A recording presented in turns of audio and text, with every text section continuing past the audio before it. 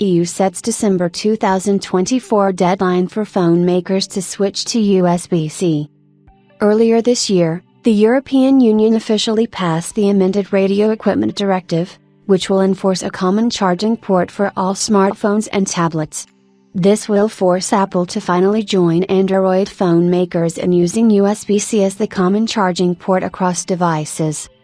While this rule passed earlier this year, the EU had yet to set a firm date on when companies needed to start complying with the new rule. As of this week, the date is now set for December 2024.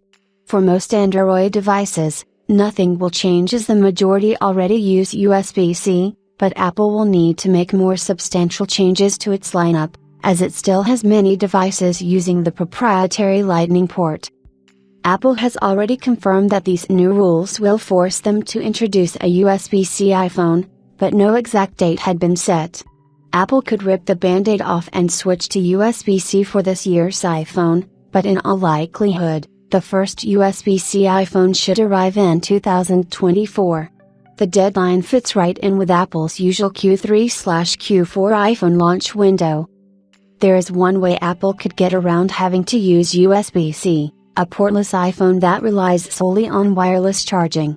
This is something Apple has been exploring internally, but with many still using wired connections to charge their devices, the market might not be ready for such a change.